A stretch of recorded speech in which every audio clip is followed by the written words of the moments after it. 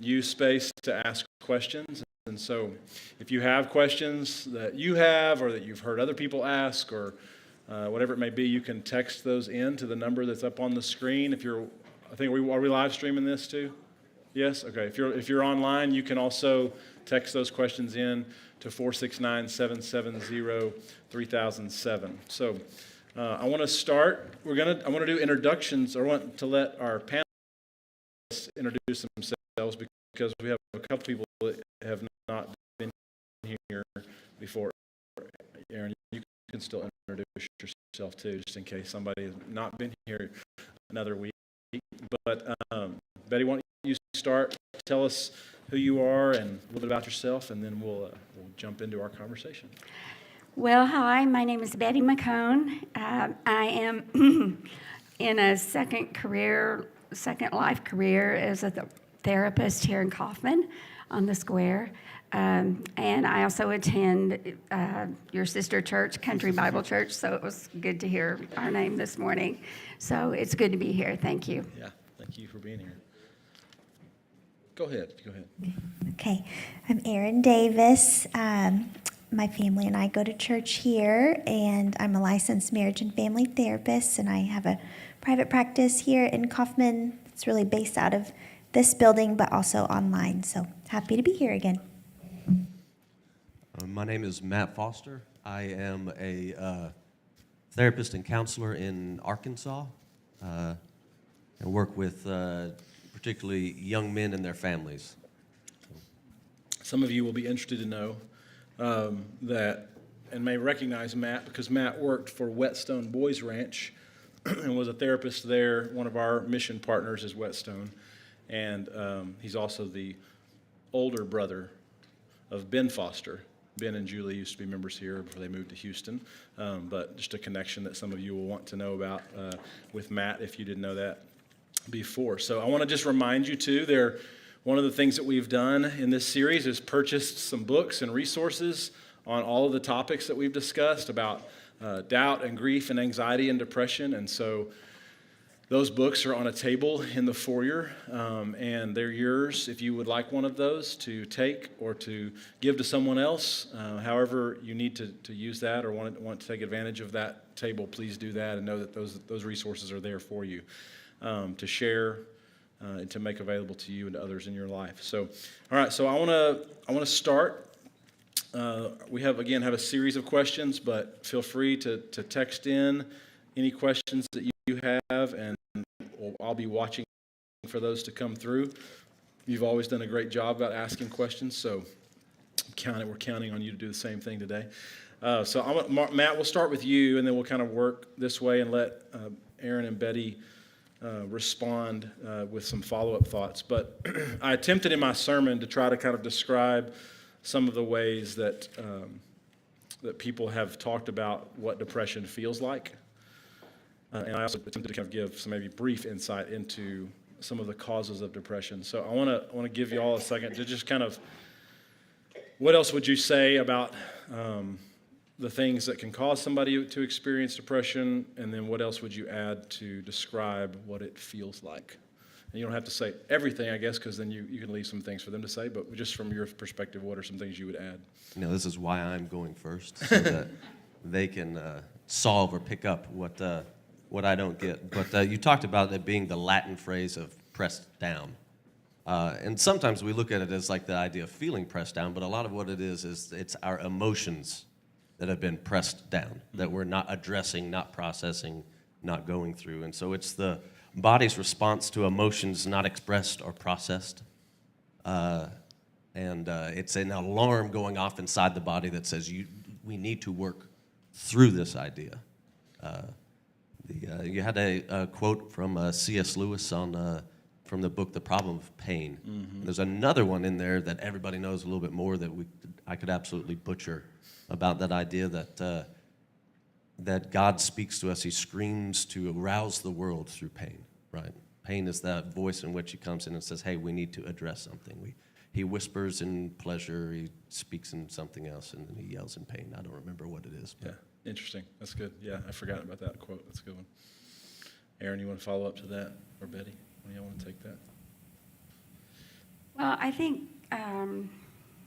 not to get clinical, but depression, we sometimes compare, or I sometimes compare depression with other malfunctions of our organs, because depression is a malfunction of the brain, and the brain is the instrument that we use to define reality, and so when that part of the brain experiences the malfunction, it wraps kind of this narrative around in our brains, the narrative of I'm not good enough, nobody loves me. And so we create kind of this story in our minds. We saw it in the video this morning. I'm not a good wife.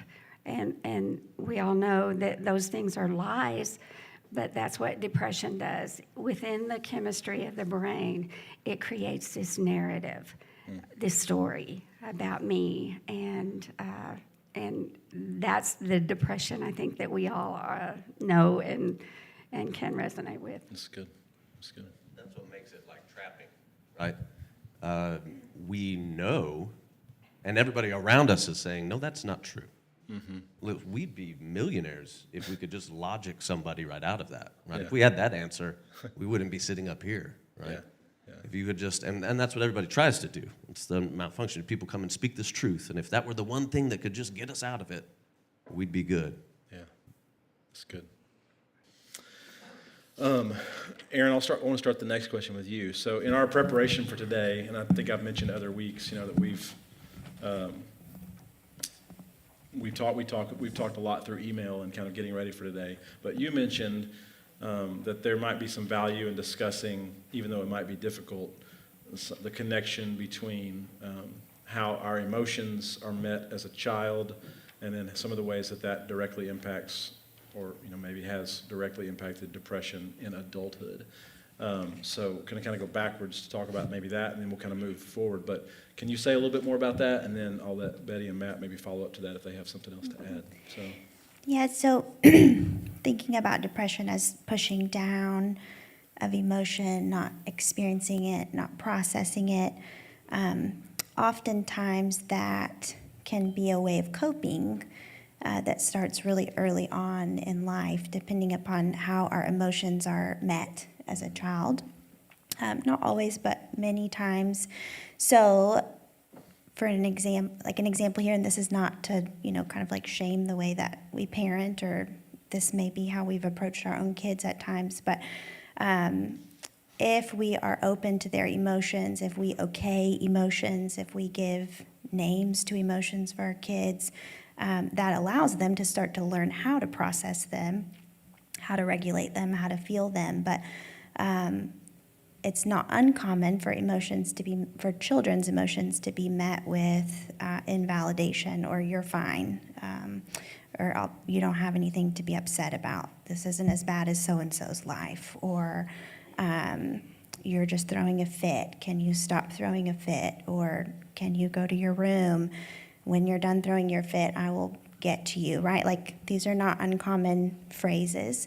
But unfortunately, our kids will do anything they have to do to restore connection with a parent or a caregiver.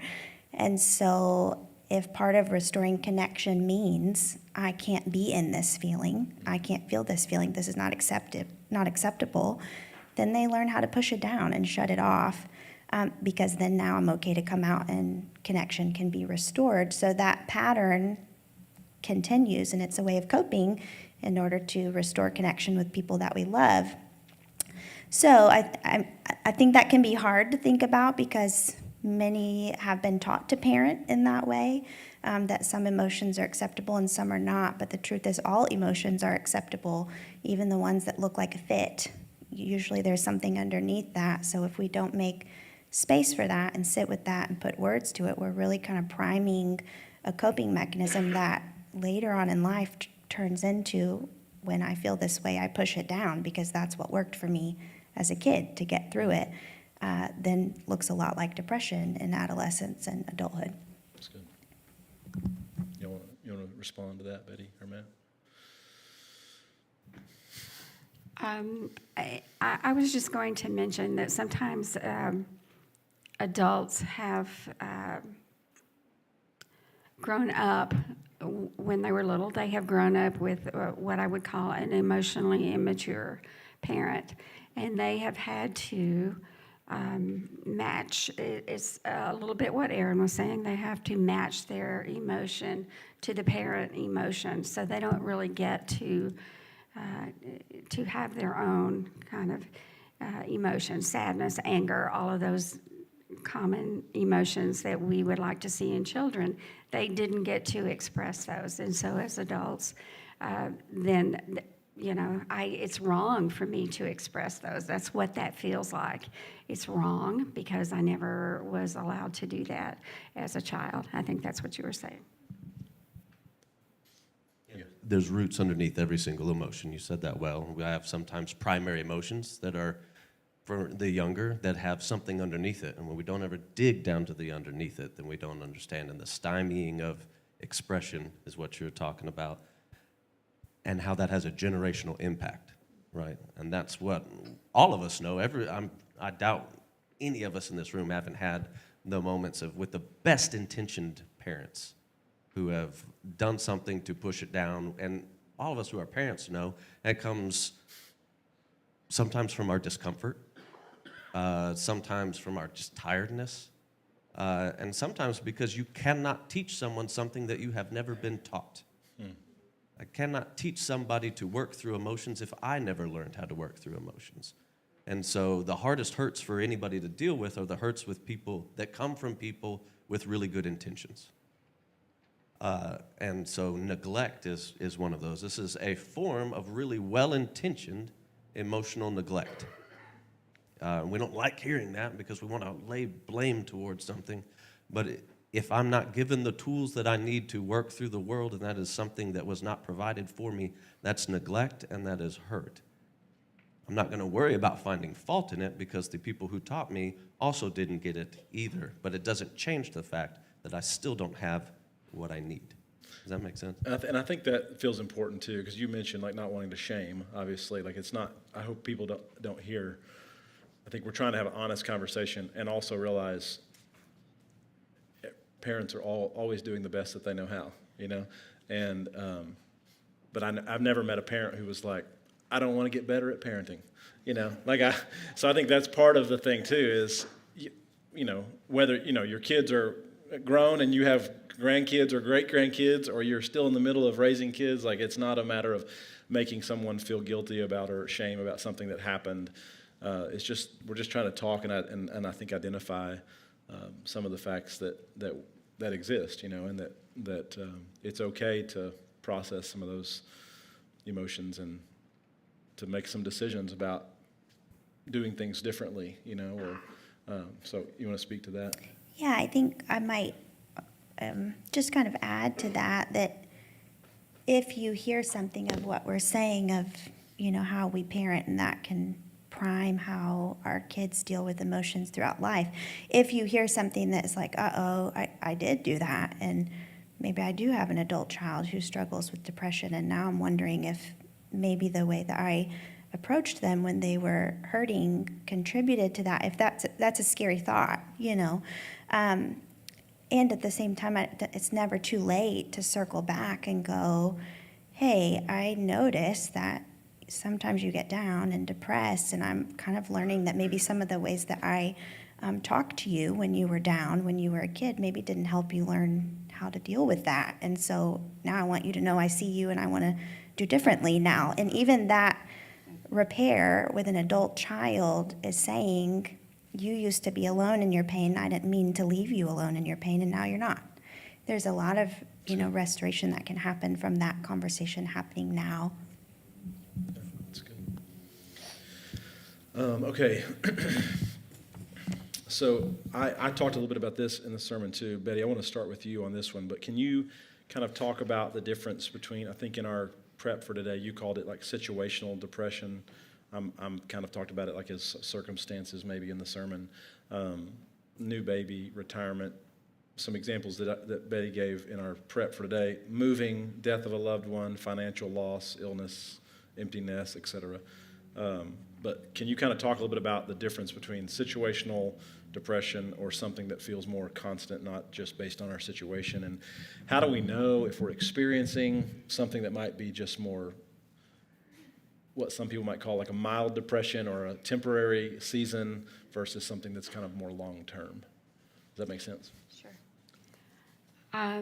You mentioned a lot of life changes, and these can, you mentioned a loss, let's just say a loss of a loved one, a move, maybe a financial loss, retirement. Some good things can actually lead us into feeling very disjointed about change, and can make us feel sad. So, is this depression? We're all familiar with postpartum depression, a new baby. Who doesn't love a new baby and the joy that that brings? Also, can bring some depression to the mother, which is biologically based, of course, but these things will sometimes lift on their own when life balances out for you. When I get used to the fact that I've retired, or the fact that we have moved and we're in a new place and I don't know anybody. So when life kind of balances out, sometimes these will lift, sometimes they don't. And when they don't, I would say over a course of 2 to 3 weeks, then you know that it's time to take steps. It's time to do something about it. But there is the ebb and flow, I think, of life that will sometimes bring a shift in our mood. That's good. You want to add anything to that? I think we had something. I think your stats, you talked about 4 out of 10 guys, right, before 65. And that would be what people think of as the classic idea of depression.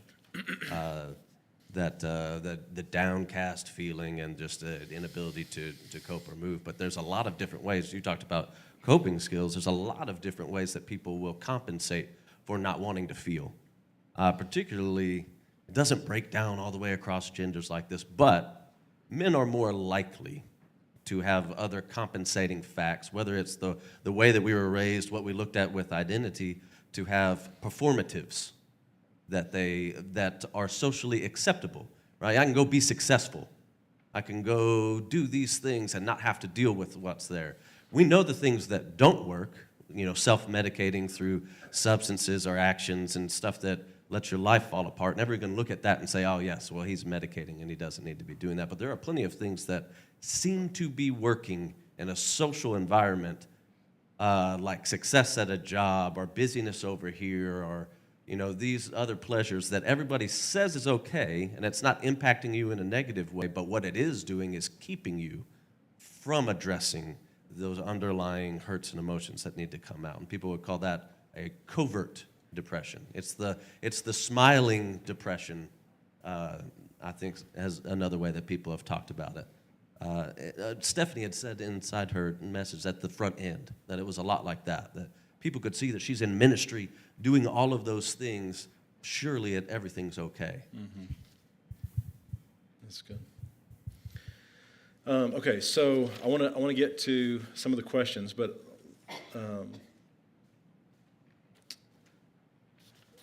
let's do that now, and then I'll save these last couple questions. So, all right, I've already seen some really good ones come through, and if one of these resonates with you, y'all just jump in and we can kind of do what we've done and toss it back and forth here. But so the first one says, as a father of teens, what signs would you say one should pay attention to and for in my parenting specifically with my teenage children?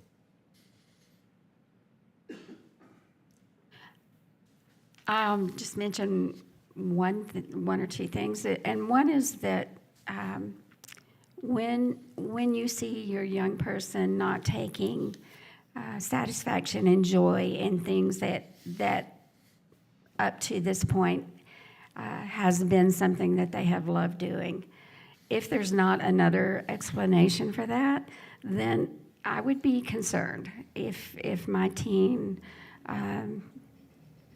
loved to play in the band and then all of a sudden decided I'm not going to do that anymore. There, of course, can be other things, but I would be concerned. That's good. The isolation, I think, is the one. When you see them not connecting with the people or with you, and I mean, you're going to have transitions, right? Adolescence is a time when I'm moving away from one set of connections towards another one, trying to find independence, and so it's a confusing. I watched you dance around it to be able to say it's hard to say.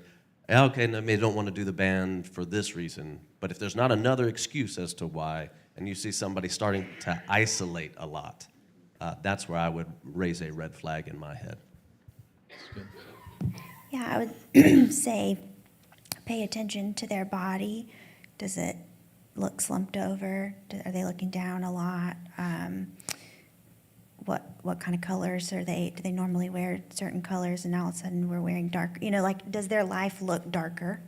And then another thing, maybe paying attention to anger. If it's really common when you are depressed to not see yourself in a good way. And so a really good way to keep people away from you, if you think, I don't feel good about myself, I don't want someone coming close to me and seeing more of what's not good about me.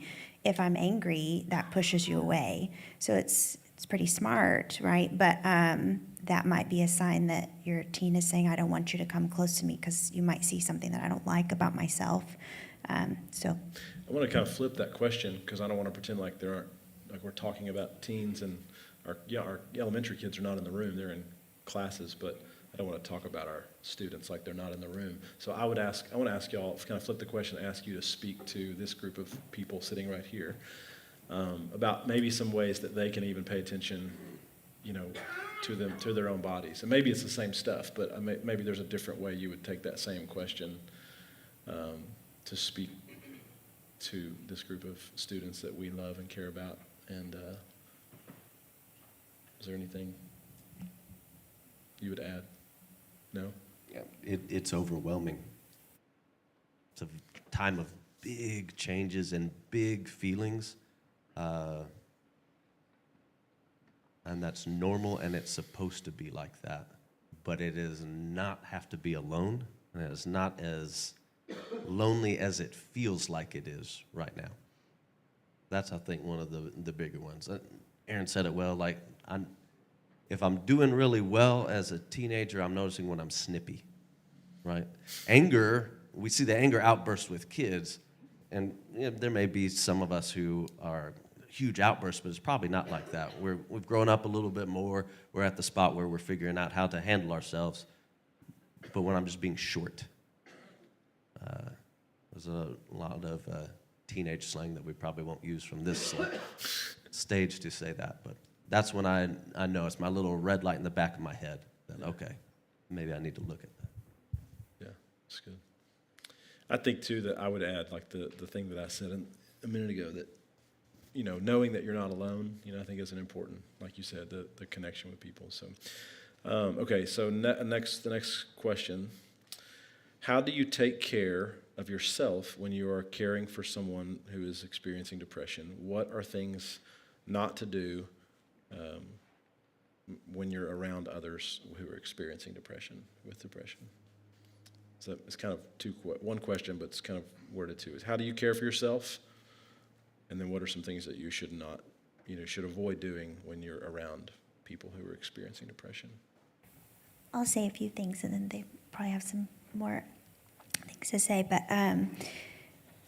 caring for yourself,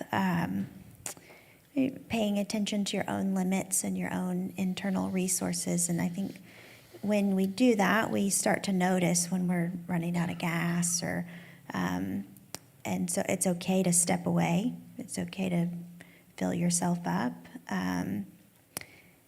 So maybe a better way to say that is kind of set limits around how much you give of yourself. Only give when you have something to give so that you don't get resentful giving towards someone who is depressed, because what they don't need is for you to also resent them for being depressed.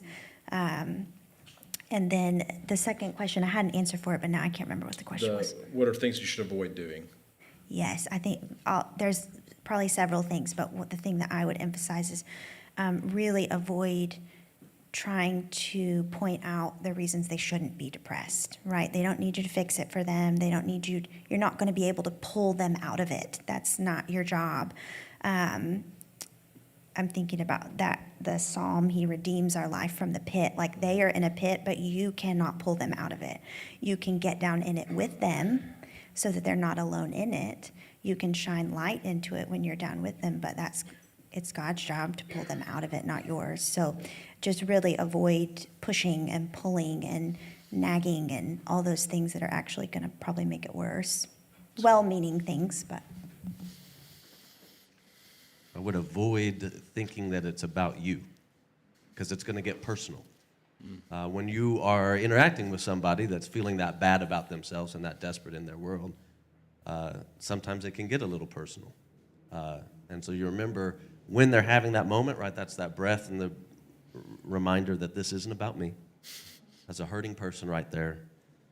And so I'm also going to remember that if I am helping somebody with struggling right now in that department, that I'm going to practice by checking in with other people and practice connection. Because if that person's isolating, and that's who I normally go to for connection, then I'm going to be isolating too. And so I'm going to work really hard. Aaron said it well, since I'm not going to pull them out, I'm going to practice what I would like for them to be able to do. Not in a, let me show you how to do this way, but just a reality of I will be connected, and out of my connection, they will come as well. That's good. Why does it? We'll move to this one because we're getting some good questions, and I want to be sure to get to all of them. Why does it seem that depression is so much more common these days? Is it because we have a lot more discretionary time or money? All of my adult children have or have had depression. My impression is that people 100 years ago were less sensitive, weren't as in tune with their feelings, accepted that life doesn't always go your way.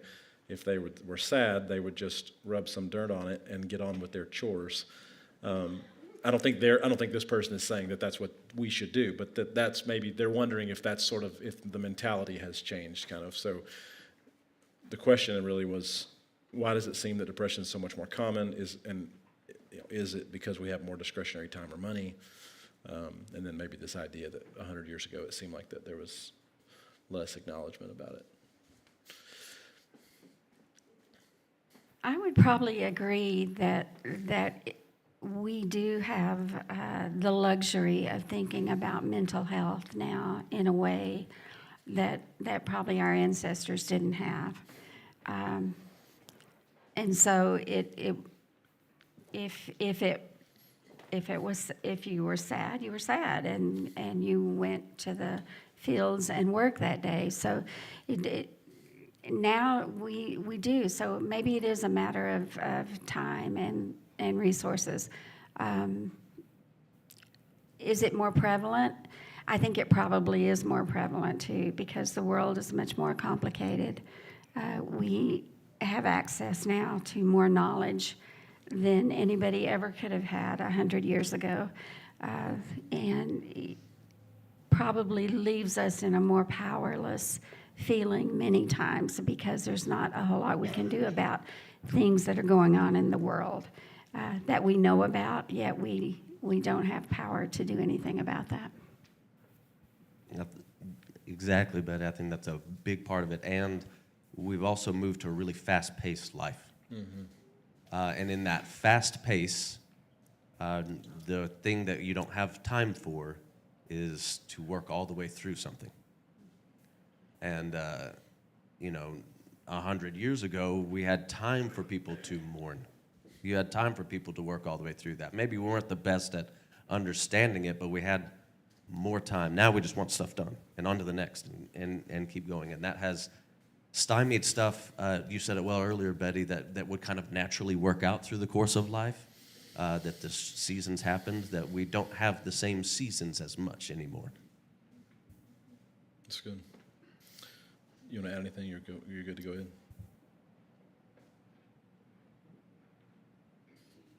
Okay, so this one, we talked a little bit about, or we said we were going to talk about last week, and it's been asked again. So, can anxiety and depression go hand in hand?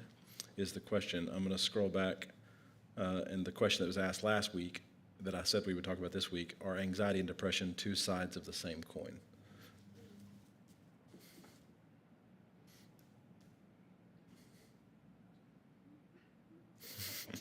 I was going to say yes. Yeah, I think. I made up a line with Lana last night, and I don't remember what it was. It was brilliant. 'Cause I heard it for the first time. If anxiety is like the alarm in your body that says your world is in chaos and something needs to be addressed, then depression is the alarm inside your body that says something inside you needs to be addressed. That's a little oversimplified, but Yeah, it's good. And there is a connection between if I'm constantly triggered and feeling anxious, but I don't have enough space to process the anxiety, then I'm pushing it down throughout the day. And so is that going to lend itself more towards depression? Yes, because that's more and more that I'm pushing down and not having a chance to process. That's good. Okay, do you have any suggestions on how to respond when people say, call me if I can do anything or if you need me? When we're in a dark place or in our darkest hours, I don't know what anyone can do or what I need because I'm barely able to think. We read the question part again. Yeah, do you have any suggestions on how to respond when people say, call me if I can do anything or if you need me? Which I think is a general courtesy that we offer people we care about, but it's then putting it on the person, to call them if they need anything. So, Yeah. But I think this is being asked more from the perspective of if you're the person who's told that, Yes. is there anything that they can actually do or say, or what would you suggest? Suggestions y'all might offer? And I think you could actually speak to that from both sides too. Like, if we're the one who's saying that to somebody, or if someone is hearing that and responding. So, Yeah, so if you're the one, if you're wanting to help, yeah, that's a tricky question. Let me know what you need, because emotions are messengers that tell us what we need. And if we've pressed them all down, we don't know what we need because we don't even know what's in there.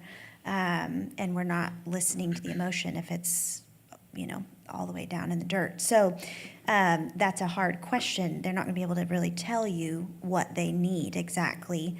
So maybe another phrase to use in support might be more so something like, I'm right here. Can I come sit with you? I'm right here with you. You don't have to tell me anything. I'll just sit with you. Can we go for a walk together? You don't have to talk. Can I hold your hand? Can I hold you? I'm right here with you. You're not alone in this. And then the flip side of that, if you're the person asking for support, that's a hard one, because I don't know if someone's depressed, if they're going to ask, right? That's kind of part of it, is they're not asking for help. So, but I might encourage someone who is depressed to simply start there. A safe person who will be validating, who will not shame you. It's just saying, I feel really down, I feel really depressed, or I feel really numb, I don't feel anything, and I don't feel like myself. Can you just be with me today? Or can we go and do something together? Can you come watch a show with me? Whatever it is, but inviting someone into that. yeah, that's good. You're good with that? You want to speak to that anymore? Okay. Okay, so got about 10 minutes left here. Can something that happened to a person at a very young age cause PTSD, and then if untreated, can this lead to depression or other things? And so you want to speak to that a little bit. I think maybe we did touch on it a little bit, but yeah, it doesn't necessarily have to be a singular event. Often it's not. It's the survival mode that somebody gets into whenever any type of traumatic experience occurs, or a culmination of them, all right? And so you don't want to leave it to just one event, because it's not just one event. In the same way that one event of happiness is not going to bust you out of it. It is learning little steps along the way that move me towards connecting with others, processing emotion, moving through stuff. And so, yes, it absolutely can be that something occurred that was overwhelming for me, and I have learned now to deal with life in this way. And now everything that comes afterwards, even the small little stuff. In fact, most of it will probably be the small stuff that we minimize and we don't address and we don't get into, that just piles on and piles on and piles on, and we find another place to push it down. And so the people with that chronic big season have so much built up down there often. It's not usually one thing, but one thing absolutely will be a pain that something happens when you are young that would help set up a process of not being able to work through it. So being in survival mode is what depression is. So a question that we've received, and also one that we'd kind of planned on talking about, so I'll kind of combine these, but someone's asked, how do you know that you have depression? I would say the question that we talked about is, how does someone know that therapy would be a good idea? Maybe some signs that they might look for, and I think we've maybe touched on some of that, but y'all could tease that out a little bit more maybe. When depression is persistent, then I think therapy is a really good idea. And the reason, not just as a therapist, but the reason that therapy is effective is that many times you will go to someone who doesn't know you, doesn't know your story, hasn't already made some kind of a judgment about what the outcome should be. And that is so freeing, just to have somebody that doesn't have any skin in your game except that they want you to be better. So I would say the persistence of depression, even a low-level depression, even I feel like this cloud is kind of following me around. And persistence, I would say, if it's been a month or more. That's good. You want to add anything to that? Okay.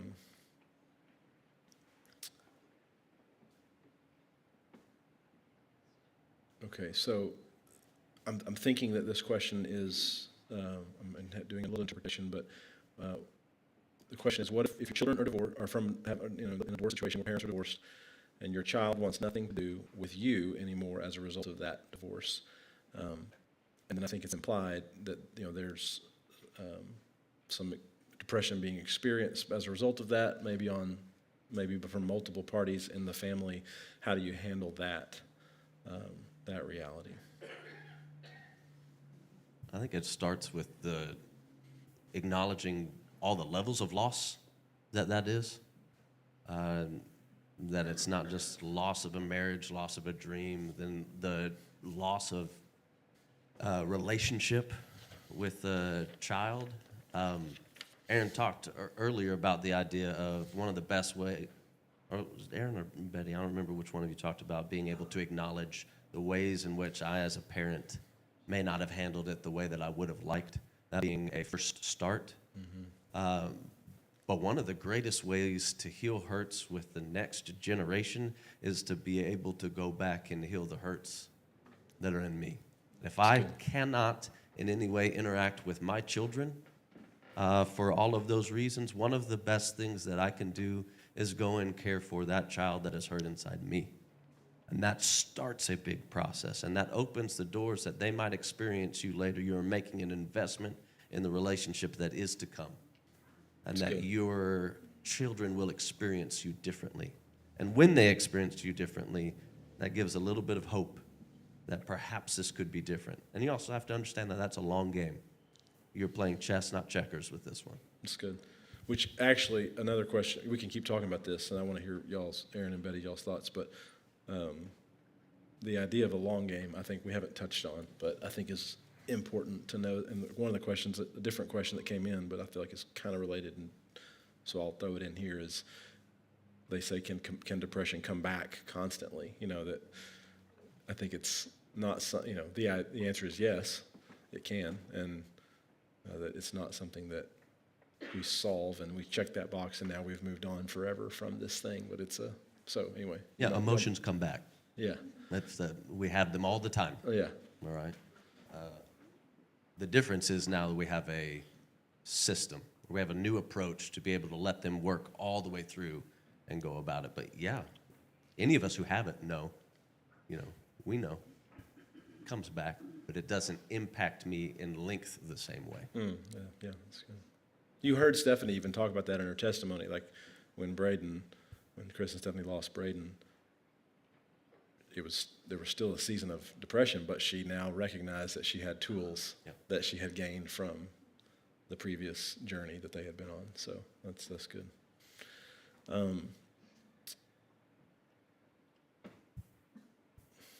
How does one best minister to a parent or grandparent that's in the later stages of life and maybe in a depressed state due to their physical health condition? Any advice about that?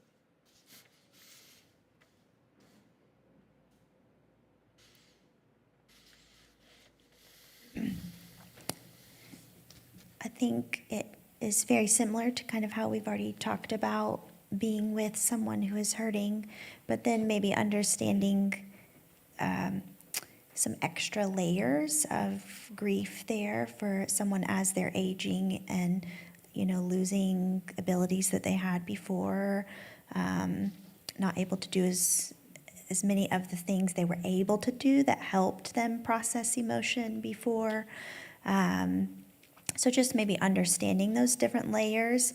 But I don't know, and Betty and Matt may say something different. I'm not sure that it would be that much different how you would be with them, other than maybe making yourself available to help them do the things that may be really hard for them to do. Like maybe there's doctor's appointments that they don't really want to go to and they need you to go with them. Or I can't think of another example right now, but just being more available Things to around them. their house. Yeah. And understanding that as someone ages, naturally they are a little more isolated. And so they're probably not spending as much time with others as they used to. And so you being with them is really important, that connection. That's good. Okay, so we have a couple minutes, about a minute and a half, 2 minutes left here. And I want to end by talking about,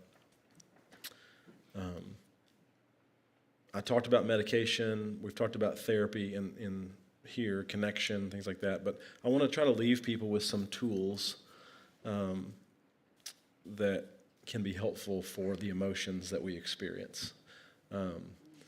And you could talk more about therapy or medication or connection or any of those things that have been touched on, but I'm curious what else y'all would add, kind of just a word of hope and encouragement and maybe some resources that you could offer to people as we think about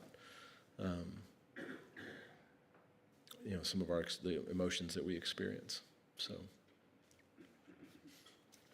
journaling is probably at the top of my list for people, everybody really, but especially people that are in depression, because depression will lie to you every time. You cannot trust the feeling.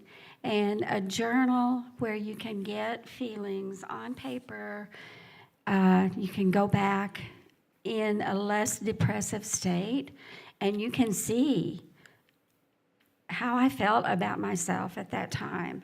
And it was a lie. It was not true. So journaling is a good exercise. that's really good. Yeah. Followed up by exercise. Walking, just moving your body as much as you can has an impact on the brain and increases the serotonin levels and makes you feel good. Yeah, it's good. Yeah, I think walking, one of the things I love about walking is it's getting outside, feeling the sun, noticing nature around you. starts to get you kind of more in touch with yourself and helps you to reconnect with yourself, which is a part of coming out of depression, is I have to connect back with myself to feel my feelings. And so there's something about connecting with nature and noticing sounds and smells and things we see that starts to get us connected with our body again. And then this may sound kind of simple, but it's not. But allowing yourself to cry.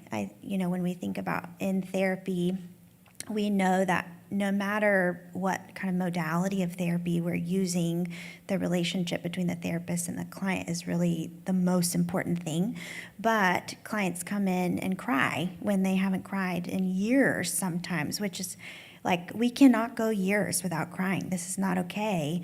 It's a normal body process that your body needs to release, and really good hormones are released when we cry.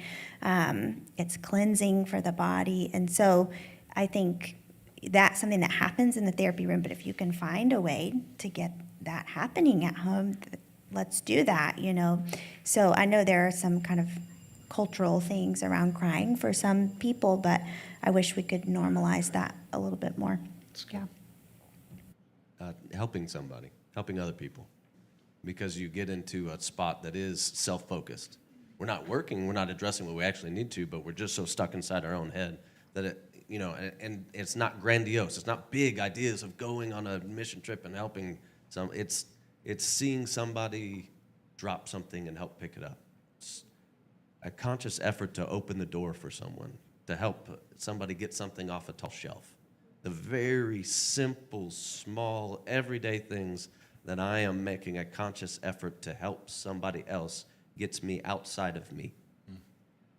The side benefit is that you end up connecting with people, and you end up interacting, and it's the little thing that helps move you past that. But you always want to make all of these, you want to make them very small. Betty, we don't want to journal for 35 minutes every single night. You want to just a little bit.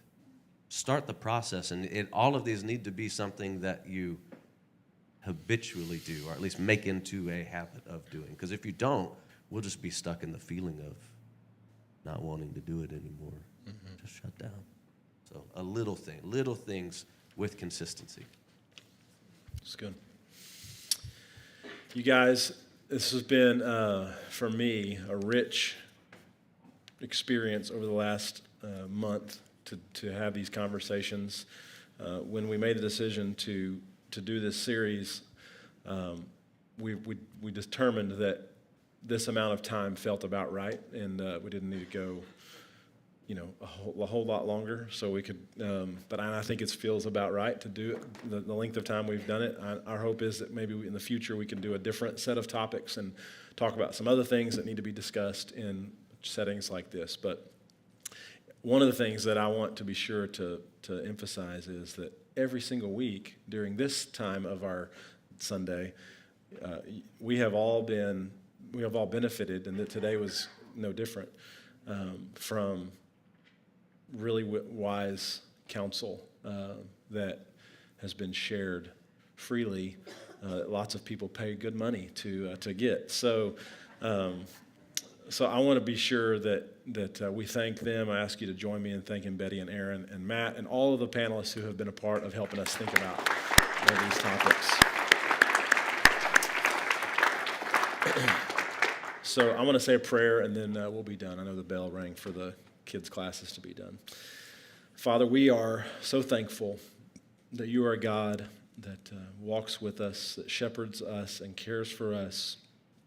Thankful for the wisdom and insight and knowledge and skills that you've given to so many people, and many of those we have been able to learn from and listen to over the last several weeks in these conversations and discussions. I'm thankful for the way that questions have been asked, and I hope that we have in some way done justice to those questions as we've attempted to try to take those on and to think deeply about those things. I'm thankful today for Betty and for Aaron and for Matt for their input and preparation for today and their willingness to be here with us, to not be doing other things so that they could be here.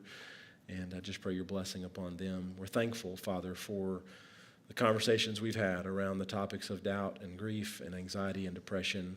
We're thankful for the gift of a church family that is willing to create some safe spaces to have those kinds of conversations and to begin to kind of hopefully change the narrative and the culture around whether or not we can have those kinds of conversations about topics like this that matter a lot. And so I pray you'll continue to cultivate in us as a church just a desire to continue to walk with people and shine light on important topics that need to be discussed. And pray your blessing upon us as we continue to journey ahead. Again, we're thankful today for a chance to be together and to worship and to study your word, to share communion, and to dive more deeply into our health, our mental, emotional, physical, spiritual health. And we pray all this in Jesus' name. Amen. Thank you guys very much. Love y'all. Appreciate you.